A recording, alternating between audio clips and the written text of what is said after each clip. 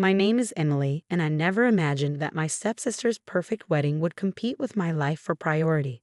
At 25, I was diagnosed with a serious kidney condition, just as Amanda, my stepsister, was planning her dream wedding. The timing felt cruel, but it revealed exactly where I stood in my family's hierarchy. I wasn't always the overlooked one. Growing up, it was just dad, mom, and me in a modest but loving home. That changed when mom passed away from breast cancer when I was 12. Her loss left a void in our lives. 6 months later, dad met Sarah at a grief support group.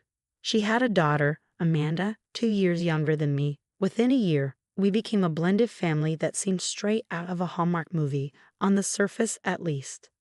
At first, everything felt promising. Sarah was kind, albeit a bit reserved, and Amanda and I coexisted peacefully. We shared clothes, studied together, and played the part of the happy family. Dad looked happy again, which was all I cared about. But as the years went on, small cracks started to show. When Amanda needed braces, she got the best invisible ones. When I needed them a year later, money was suddenly tight, and I got metal braces. For her 16th birthday, Amanda received a car. I got driving lessons and a nudge to start saving up. These little discrepancies added up, but I convinced myself I was being too sensitive. Sarah was Amanda's mother, after all, and Dad, I figured, was just trying to keep the peace. I worked hard to compensate, earning scholarships and juggling part-time jobs to put myself through school. By the time I graduated and started working at a marketing firm, Amanda was still living at home, finding herself and working part-time at a boutique. I told myself that wasn't my business until the headaches started. At first, I dismissed them as stress from staring at a screen all day, but they got worse, accompanied by swelling, dizziness, and fatigue. One morning, I barely recognized myself in the mirror. My face was so bloated it felt foreign. A doctor's visit confirmed my fears: chronic kidney disease. It would worsen without immediate surgery, followed by dialysis and eventually a transplant. The cost? $85,000 after insurance. I didn't know where to turn. My savings were modest, and my insurance barely scratched the surface. Desperate, I brought it up at our next family dinner, where Amanda was already in full wedding planning mode. She showed off her massive ring while Sarah beamed with pride. When dessert came, I finally spoke. My voice trembled as I explained my condition, the surgery I needed, and the staggering cost. I asked for help, knowing it was a lot but hoping my family would rally around me. Dad looked troubled. Sarah pursed her lips, and Amanda avoided my gaze. "That's a lot of money," Dad finally said, glancing at Sarah. "We've already committed to Amanda's wedding," Sarah added. "The deposits alone are nearly $50,000. I felt like I'd been punched in the stomach. "I'm not asking for all of it," I said, trying to keep my voice steady. "Just anything you can manage. I'll take loans for the rest." Dad shifted uncomfortably. "Maybe after the wedding, we can reassess." I blinked, stunned. "The surgery can't wait. The doctors say 6 weeks max." Amanda finally looked at me, her face pinched with irritation. "You're being selfish, Emily. This is my wedding, my special day. You can't expect us to ruin it because of your health issues." Her words stung, but Sarah's cut deeper. "Amanda's right. You're young and strong. You can handle being sick a little longer. This wedding is a once-in-a-lifetime event." I turned to Dad, silently pleading with him to step in, to defend me. He stared at his plate, pushing a crumb of pie around with his fork. "I see," I said quietly, rising from the table. The legs of my chair scraped loudly against the floor. "Thanks for making your priorities clear." "Emily, don't be dramatic," Sarah called as I grabbed my bag. "We're just being practical." I didn't respond. I closed the door behind me and sat in my car, staring at the house where laughter and wedding chatter continued as though nothing had happened. 3 months later, I had scraped together enough for the surgery, loans, credit cards, and sheer determination. My recovery was slow, and no one visited me in the hospital. Amanda sent a single text asking if I'd still fit into my bridesmaid dress after dialysis-related swelling. Life moved on. I returned to work, drowning in medical bills while juggling my job and dialysis. My family dinners became wedding planning sessions I no longer attended. Through it all, I wondered if Mom would have let this happen. Would she have allowed her daughter to struggle for survival while her husband funded another child's extravagant wedding? I thought the worst was behind me, but life wasn't done delivering its twists. One unexpected turn would force everyone, Amanda, Sarah, and even Dad, to confront the consequences of their choices. And this time, it wouldn't be me fighting alone. The call came on a Tuesday evening, just as I was getting ready for my dialysis session.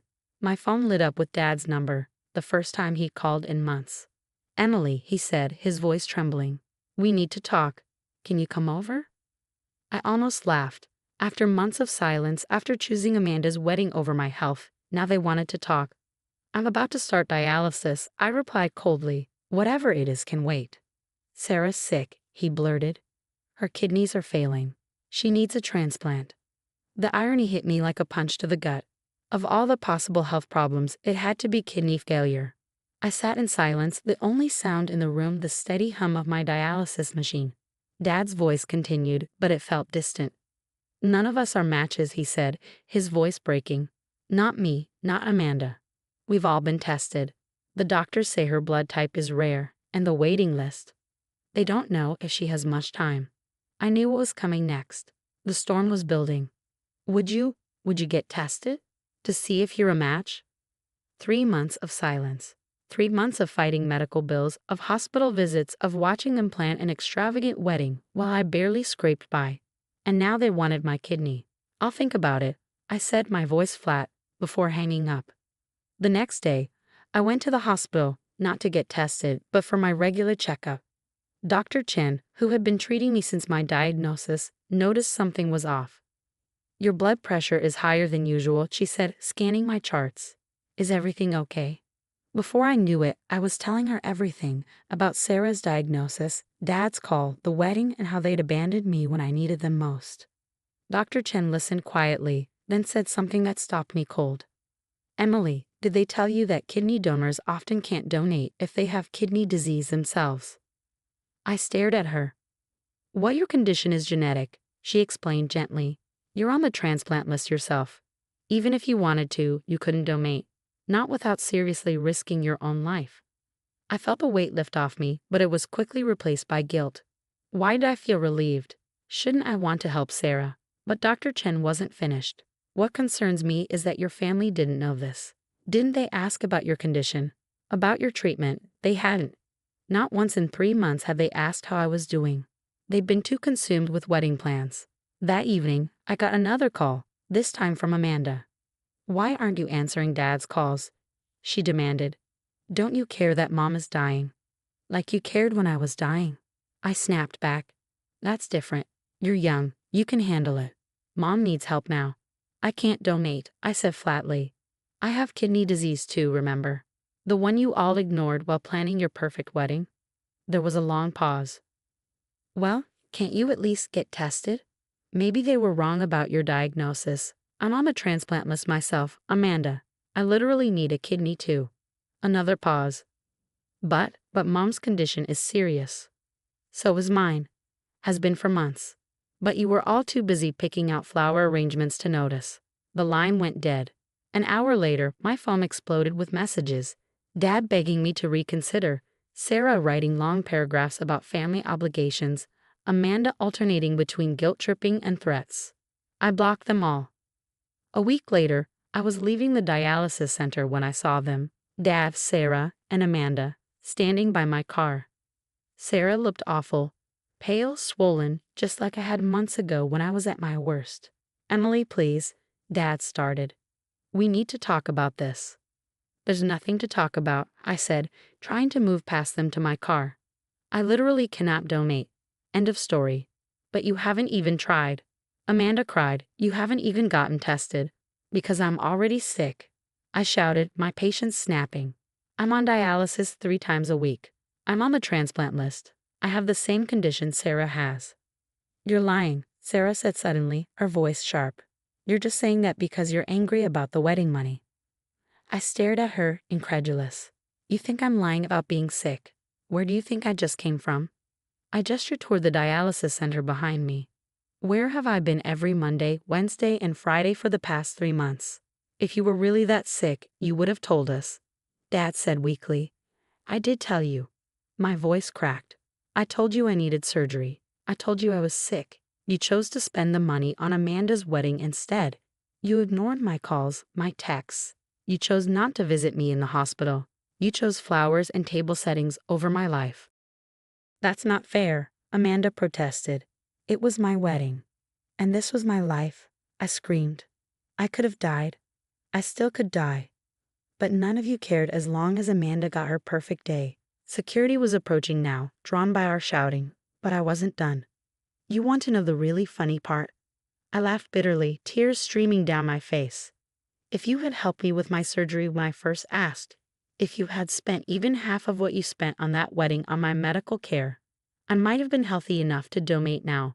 But you didn't. You made your choice, and now we all have to live with it. I got in my car and drove away, leaving them standing there. In my rearview mirror, I saw Dad holding Sarah as she cried, while Amanda stood awkwardly, probably realizing for the first time that her perfect wedding might cost her mother's life. That night, alone in my apartment, I stared at old family photos. Photos from before Mom died, when Dad's love felt unconditional. Photos from the early days of our blended family when we really tried to make it work. Photos from Amanda's engagement party where I had smiled through my pain to keep the peace. My phone kept lighting up with messages from unknown numbers, extended family members, each telling me how selfish I was, how I was letting Sarah die, how a daughter should sacrifice everything for her mother. But Sarah wasn't my mother. My mom had died 13 years ago, and with her, the father who would have moved mountains for his daughter. The father who now couldn't even be bothered to visit me in the hospital. As I sat there, hooked up to my dialysis machine, I wondered what Mom would think of all this. Would she understand my refusal? Or would she be disappointed in me? Then I remembered something she had said near the end. Love shouldn't hurt, Emily. Not like this. When someone loves you, really loves you, they don't make you choose between their happiness and your survival. I looked at my reflection in the window, my tired eyes, my swollen face. I thought about the crushing debt, the lonely hospital stays, the missed work days, and Amanda's $100,000 wedding. Money that could have saved my life. They had made their choice. Now they had to live with it, just like I had to live with mine. But life wasn't done with us yet. 6 months later, the news came. I was at work when my cousin Rachel called. Sarah got a transplant. She's going to be okay. I felt my knees go weak. That's good. It wasn't Amanda. Rachel continued, her voice quieter. She backed out at the last minute, said she couldn't risk her health with the baby coming. I hadn't known Amanda was pregnant. Life goes on, I suppose. Dad donated his kidney, Rachel added softly. He's in recovery now. I sat at my desk, processing it all. Dad had donated his kidney. The same dad who couldn't spare money for my surgery had given up an organ for his wife. I couldn't make sense of it. A week later, I got an email from Dad. He was home from the hospital, recovering well. Sarah was doing better. He wanted to talk. I agreed to meet him at a coffee shop, a neutral place. He looked older, worn down, still moving carefully, as though each step reminded him of what he'd given up. I understand now, he said, his voice thick with emotion. What it feels like to be in that hospital bed. To need help, and his words trailed off. And have no one there. I finished for him. He nodded, tears welling in his eyes. I failed you, Emily. I failed you so completely, and I don't know how to fix it. You can't, I said simply. Some things can't be fixed. 3 months later, Amanda gave birth to a baby girl. They named her Sarah, after her grandmother. I found out through Rachel. I wasn't invited to meet my niece. My condition stabilized with regular treatment. The doctors are optimistic about a transplant within the year. I'm doing okay. Sarah recovered fully. She and Dad sold their house to pay off Amanda's wedding debt and medical bills. They now live in a small apartment. Amanda and Mark moved to another state for his job. Then, last week, I received a package. Inside was Amanda's wedding album and a letter from Sarah. I look at these photos now, she wrote, and all I see is what we lost. $100,000 worth of flowers and food and decorations, and we lost something priceless. We lost you. I put the album in my closet without opening it. Some memories are better left unexplored. Dad still sends emails now and then. He tells me about his recovery, Sarah's progress, the apartment. He ends every email the same way. I love you. I'm sorry. I understand if you never forgive me. I haven't responded yet. Maybe someday I will. Yesterday, I passed a bridal shop. In the window was a massive wedding dress, probably worth thousands. I thought about Amanda in her perfect dress, about Sarah in her hospital gown, about Dad in his recovery bed. Sometimes the most expensive things in life aren't the ones with price tags. Sometimes it's the things we lose when we choose wrong. The relationships we break, the trust we shatter, the love we take for granted. I'm still on dialysis, still waiting for my transplant. But I'm not waiting alone anymore. My friends from work visit regularly. Rachel calls every day. I've built my own family, one that doesn't make me choose between their happiness and my survival. Mom was right. Love shouldn't hurt like that. The wedding album sits in my closet, gathering dust. Inside are pictures of the perfect day that cost us everything. Someday maybe I'll open it. Someday maybe I'll respond to Dad's emails. Someday maybe I'll meet my niece. But not today. Today, I'm focusing on healing, not just my kidneys, but my heart too. Because sometimes the most important choice isn't between life and death, but between holding on and letting go.